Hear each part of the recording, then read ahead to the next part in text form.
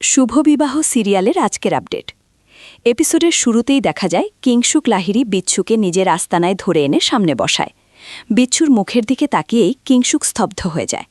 তার চোখ, মুখের রেখা, তাকানোর ভঙ্গি সবকিছুতেই যেন তেজ বসু মল্লিকের ছায়া। মনে মনে কিংশুক ভাবতে থাকে, এত মিল কিভাবে সম্ভব। হঠাৎ বিচ্ছু প্রশ্ন করে, আপনি আমাকে এমন করে দেখছেন কেন, কি ভাবছেন? তারপর সে বলে, ম্যাডামের সঙ্গে তার সম্পর্ক শুধু এই জন্মের নয়, যেন বহু জন্মের বন্ধন। ম্যাডামের পরিবারকে তার নিজের পরিবারের মতো লাগে। কিন্তু একই সঙ্গে সে এটাও বুঝেছে, ম্যাডামের চোখে তার জন্য ভালোবাসা থাকলেও কিংশুকের প্রতি সেখানে শুধু ঘৃণা। বিচ্ছু স্পষ্ট করে দেয়, কেউ তাকে ম্যাডামের থেকে আলাদা করতে পারবে না। ভালোবাসার জন্য টাকা বা যোগ্যতার দরকার নেই, দরকার শুধু মনের মিল।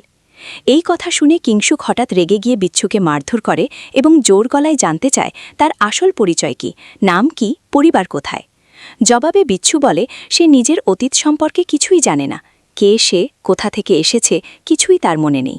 তবে কিংশুক যতই চেষ্টা করুক না কেন, ম্যাডামের সামনে তাকে চোর প্রমাণ করতে পারবে না, কারণ ম্যাডাম কিছুতেই সেটা বিশ্বাস করবে না। এরপর কিংশুক মনে মনে এক ভয়ঙ্কর সিদ্ধান্তে পৌঁছায়। সে ভাবতে থাকে, এই লোকটা যদি সত্যিই তেজ বসু মল্লিক হয়, তাহলে নিশ্চয়ই স্মৃতি ধ্বংস হয়েছে বলেই কাউকে চিনতে পারছে না, ইভেন নিজের স্ত্রী ও সন্তানকেও নয়। তাই সুযোগটা কাজে লাগিয়ে সে ঠিক করে, যেভাবেই হোক সে মিসেস বসু মল্লিককে বিলি করবে এবং তেজ যে জীবিত এই সত্য কাউকে জানতে দেবে না। অন্যদিকে বসু মল্লিক বাড়িতে চরম উত্তেজনা। ড্রয়িং রুমে সবাই উপস্থিত। কানুনবালা দেবী সুধাকে সাফ জানিয়ে দেন, কিংশুক লাহিড়ীকে বিয়ে না করলে সে আর কখনো নিজের মেয়েকে দেখতে পাবে না। এই কথা শুনে সুধা হতবাক হয়ে যায়। সে বলে, তেজকে সে মন প্রাণ দিয়ে ভালোবাসে, তার জায়গায় অন্য কাউকে সে কল্পনাও করতে পারে না। তখন লাজবন্তী খোঁজা দিয়ে বলে, ছাদের ড্রাইভারের সঙ্গে ঘনিষ্ঠ হওয়ার সময় কি তেজের কথা মনে ছিল? সুধা কান্নাফিজা গলায় জানায়, তার মেয়ে অনেক দিন একা ছিল, এখন মেয়েকে ফিরে পেয়েছে, কোনোভাবেই তাকে আবার হারাতে চায় না। সে কানুনবালার কাছে অনুরোধ করে জোর না করতে।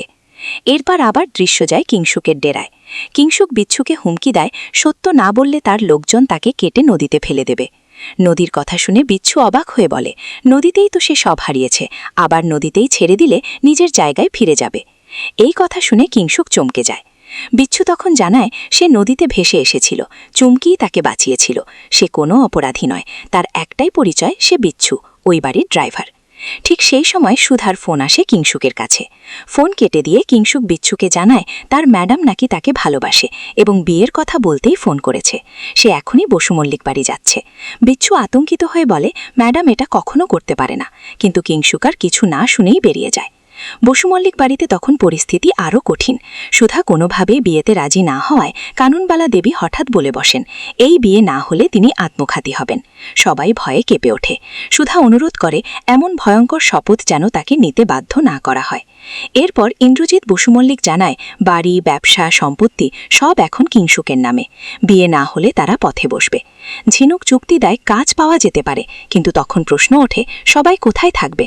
শেষমেশ পরিষ্কার হয়, এই বাড়িতে থাকতে হলে সুধাকেই বিয়েতে রাজি হতে হবে। তরিতা হতাশ হয়ে জিজ্ঞেস করে, বিয়ে ছাড়া কি কোনো উপায় নেই? জ্যোৎস্না তখন সুধাকে বোঝায়, এই সিদ্ধান্ত তার মেয়ের ভবিষ্যতের জন্য দরকার। ড্রাইভারকে বিয়ে করলে সমাজে সে নিজের মেয়েকে বাবার পরিচয় দিতে পারবে না, অন্তত মেয়ের কথা ভেবে সিদ্ধান্ত নিতে বলে সে। আগামী পর্বে দেখা যাবে সুধা অবশেষে কিংশুক লাহিড়ীর সামনে শর্ত রাখে, বিয়ে হবে শুধুই চুক্তির ভিত্তিতে। এই সম্পর্কের মধ্যে স্বামীর অধিকার ফলানোর কোনো সুযোগ থাকবে না। কিন্তু কিংশুক ঠান্ডা মাথায় উত্তর দেয়, সে বিয়েতে রাজি হয়েছে, এটাই তার কাছে সবচেয়ে বড় প্রাপ্তি। এই ছিল শুভ বিবাহ সিরিয়ালের আজকের আপডেট। ভিডিওটি যদি ভালো লাগে তাহলে একটি লাইক করবেন, আর এরকম আরও সিরিয়ালের আপডেট পেতে চ্যানেলটিকে সাবস্ক্রাইব করে রাখবেন।